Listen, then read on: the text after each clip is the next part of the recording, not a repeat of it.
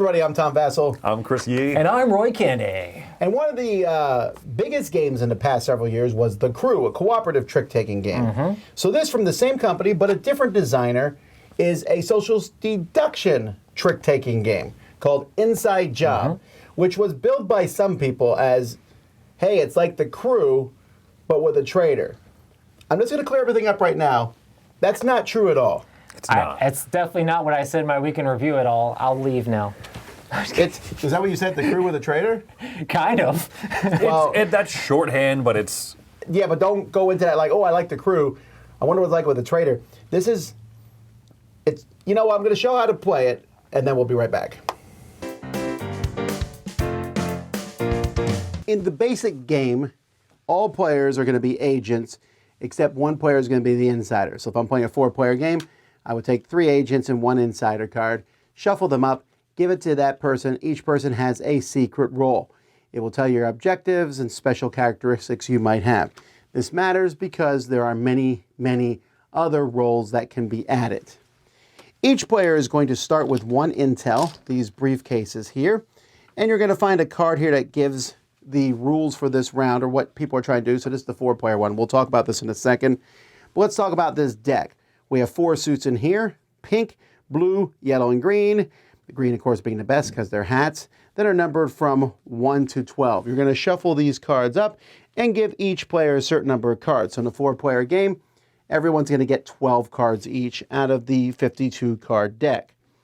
Now, there's going to be another pile of cards here called mission cards. And so one person's going to go first, and they are going to look at the top 2 missions. So each of these missions, they're going to say the second card play must have a higher number than all other cards. The first card play must have a higher number. Those are pretty similar. Other missions are you may only play cards from numbers from 1 to 7. The first, second card must be played of the same suit, so on and so forth. That's up to you. You pick one, the other, no one's going to see what it was. So let's say the second card played must have a higher number than all other cards. You then, starting with that player, are going to play a normal trick where one person will play a card from their hand. This is the lead color, so they played green here, which means everybody else must also play a green card. If you don't have a green card, then you can play anything you want. So this player, by playing this, is saying they don't have a green card. In this case, the highest green wins the trick. It matters who wins the trick because who wins the trick gets another intel token, and they're going to be the one picking this for next turn. If a trump card is played, and each card will show you which trump, so let's say that a pink 4 had been played, then the highest pink card or the highest trump card would win the trick. So that's who wins the trick. But you're also looking at the mission. In this case, it says the second card played must have a higher number than all other cards. In this case, that's a success. If this card had been played, this would not have been a success. So you don't have to follow these rules, but if you don't follow the rule, the mission is not a success. And you're going to keep track of each mission to see if it succeeds or not. If at any point the agents have gotten a certain number of missions, so in the 4-player game, if you get 7 missions out of the cards that you're dealt, you're going to be dealt 12 cards, and you're only going to be playing 10 of them, because when everyone gets down to 2 cards, they discard the last 2 cards. So you need to complete 7 out of 10 missions. If that happens, the agents reveal themselves, and they win.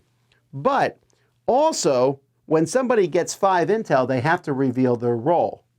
And if you get 5 intel and you're the spy, you also instantly win. Now, it's possible that neither one of these things will happen. After everyone has played all their cards, or 10 of their 12 cards, the other cards are discarded without looking at them. You're then going to try to figure out who the insider is. Now, why do you discard the cards without looking at them? Because the insider does not have to follow suit. Now, they're going to pretend that they have to follow suit, so maybe this player's the insider. They're like, man, I don't have any green.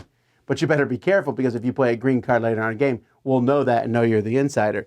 Because if neither side directly wins, and I've seen all 3 ways win this game, if neither side directly wins, at the end, you vote on who you think the insider is, and it's a majority vote. And if the insider is picked, then they lose. And if the insider is not picked, then they win.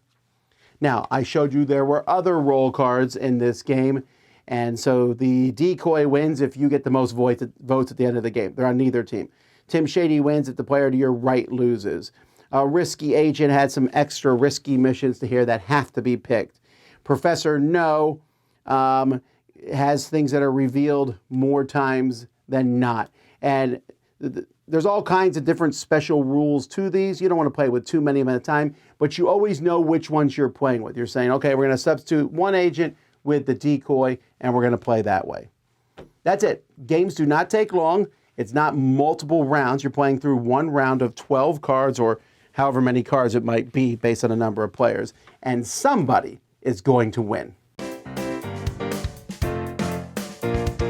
So my thinking on this is that this is a social deduction game that uses trick-taking as the impetus to figure out who the bad people are. Yeah, for sure. Mm-hmm. Which sounds like a roundabout way to say the same thing, but it's not. Because I think you can be somebody who thinks trick-taking games are okay, and you might enjoy this. And you could be someone who loves trick-taking, and this might not be your jam. I've been on the record of saying I don't like trick-taking games. I still don't like trick-taking games. I really enjoy this. So, do you like The Crew? I like The Crew, too, for the same reason. That's two. Yeah. Your face, Canada. You're slowly winning me over by having changing cooperation, semi-cooperation. We're changing the premise of the genre. Right. But, so this fits in a very small category of social deduction games that are fast.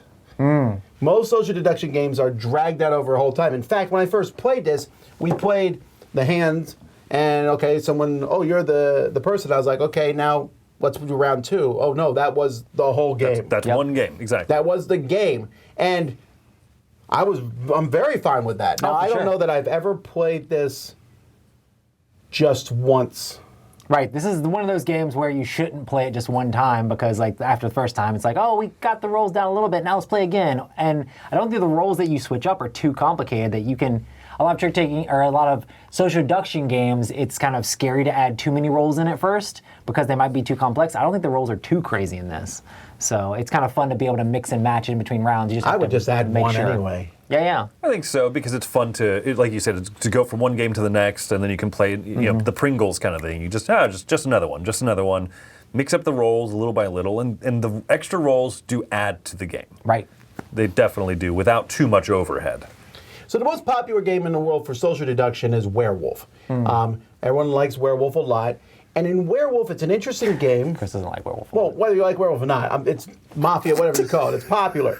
That's an objective fact, Chris. Anyway, the thing about Werewolf is when you play Werewolf, if you are an innocent townsperson, there's not a ton of tension on you to do anything per se, other than figure out who the werewolves are. Not to look too guilty. Right. Just, well, yeah, but you know you're not guilty. And so the most stress is on anyone who has this very specific role. The werewolves, they have to sit there and, you know, hide who they are and lie about other people. The seer. And not act differently than they normally do. The seer has whatever. In this game, I feel like everybody has that same amount of stress on them at all times. The insider has to figure out when they're going to not follow suit, if at all. Right. Without being obvious about it and messing things up. And sometimes, and everyone else is sitting there trying to get the missions done. Right, yeah. And it comes together in a really smooth way, but also, I don't know, I was wondering, like, oh, one of these is going to happen more. I've seen all the different ways win. I've seen all four victory conditions. I've seen the insider win and lose on a vote, and I've seen the insider win because they got the 5 things, and I've seen the missions done. But they all seem impossible. Right. Like 7 out of 10, and I'm talking about a 4-player game here, which is my favorite way to do trick taking. 7 out of 10 seems really hard. But when you get to 6, everyone's sweating. Oh, for sure. Yeah, because the missions are very random. And that's one of my downsides to the game. I know you look at 2 and you get to choose one of the 2 of them, and you can try to put out the one, if you're a good person, you can try to put out one that seems more doable, but sometimes you just draw 2 very bum ones, and there's not really much you can do about it. But that's kind of the interesting thing about the game, too, is it kind of like throws people off a little bit, like, oh, did Chris put out one that was bad on purpose, or did he put it in bad as accident, or does he want us to think he's the bad guy? Because last time I played, I was whoever the decoy was or whatever. So I was forcibly playing things that were bad, and everybody knew I was failing on purpose, but they're like, would he really do that as the insider? That's insane. But maybe he's such a good insider that he's trying to fake like he's a decoy. So it's like layers upon layers. And it's like, that stuff's always really interesting in a social deduction game. I get what you're saying, and sometimes, but that's why the vote exists. The vote matters because, to your earlier point, this is more social deduction game than trick-taking game. You know how some days you walk into a bar and grill, and you're like, bar and grill, and other times you walk in and you're like, oh, bar and grill, right? This is social deduction game and some trick-taking. The trick-taking driver is good. I think that I kind of want it to be a little bit more the opposite direction, you know. But that's a matter of expectation. I went into it expecting it to be the other way, and was surprised, but I wasn't upset. I felt like I'm go back to me. I don't even compare this to the Crew. I don't care if you like the Crew or not. This is its own game. If there's one weakness about the game for me, and I like the game a lot, but one weakness is, it's, as in all these games, you're just going to have to decide as a group the nebulousness of your communication. Yeah. Because you could say there's no communication, which I cannot see that that's possible, because we're like, oh, here's a mission. I can go, oh, we got this. That's some communication. I'm kind of communicating. And so it's weird. I play with that kind. I allow the whole, oh, man, we got this. Oh, don't worry. You know, I think you're a spy. Oh, did you already play a blue card? That sort of thing. And the rules say there's certain things you can talk about. I think you can't say what's in your hand, but you can talk about cards that have already been played. Gotcha. Which sometimes I can be like, oh, well, the 1 through 12 of blue have been played except the 4. I wonder what Chris has in his hand, you know? Right. I mean, you got to come to that kind of conclusion. I don't think it's a big deal, but with some people, it would be a big deal. And so to that end, I think that's a small thing. You just have to kind of know that going in. It's the same with the Mind and other limited communication games. What do you consider to be limited? Exactly. And in this game, I think you got to be a little looser than not, because otherwise you're playing a social deduction game with zero expression, and I don't find that to be fun. Inevitably, someone's going to pick one of the 2 mission cards and go, oh, you know what I mean? You can't say, don't ever do any of that type of stuff. I really enjoy the variability in the game as well. Like the fact that there's 2 different insider type people, where one wants to get like all the high cards to get briefcases or whatever, and then another one wants to like not get briefcases and lose. And so that makes the game feel very different. Oh, Dr. No. And then the fact that all the missions have different trump on them too, it's kind of like, you're not only looking at what you have to succeed for the mission, you're also being like, well, I can do this to trump, so I know the way I can win, you know, that sort of thing. There's a lot of interesting decisions in the game in general. Yeah, you could try as the insider to run 5 tricks and be very blatant about it. Yeah. Right. If you pull it off, but if you lose 1 trick, you've lost the game. Probably. Because someone else will take control, and then immediately they'll do whatever, get to the vote, and everyone's going to vote you as insider. Right. What do you think? For me, score-wise, I'm coming in at a 7.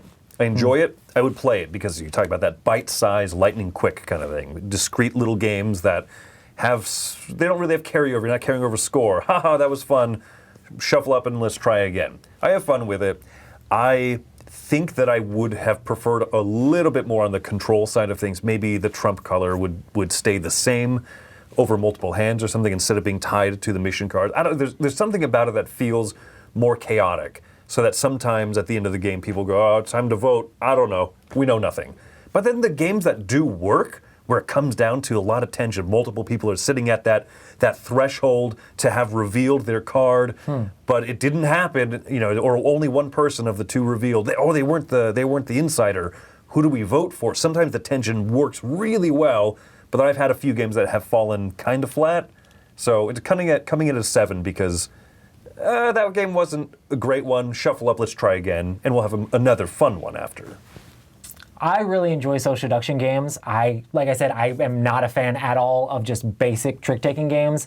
For me, this is like the crew but social deduction. I'm sorry, I'm not allowed to say that. Just kidding. But no, I enjoy this game. It's fun. I mean, I like it. I'm coming in at an 8 with this. I thought it was a lot of fun to play. I played through it again. I love the fact that it's social deduction, but super, super quick and super, super snappy. And just it has that interesting card play of like trying to throw things to specific people or throw people off your case and things like that. It's a lot of fun. Yeah, I'm getting a little burned out on social deduction games, even though they have kind of waned in recent years. There's not that many of them nowadays, but they often feel the same. This one is quick, which I like a lot. Like recently, we were just talking about Night of the Ninja. I like that. The same reason. It's quick and fast. I like that. And it uses one of my favorite mechanisms, trick-taking. I love trick-taking. And I like sitting there and using trick-taking as deductive clues. It's just a very good sweet spot for me. And I'm giving it 8.5. Oh, I nice. really enjoy this one. It exceeded my expectations because I was not interested in the crew with a trader at all. Well, I am interested in finding a little social deduction game that's fun. Yep. And that's what Inside Job is. So there you go. One of us just lied. Now you have to figure out who it is. No, that's not true. Or is it? It's not. Probably. Anyway. It's a 10. I'm guilty. That's Inside Job. I'm Tom Fassel. I'm Chris Yee. And I'm Roy Kennedy. We'll see you next time.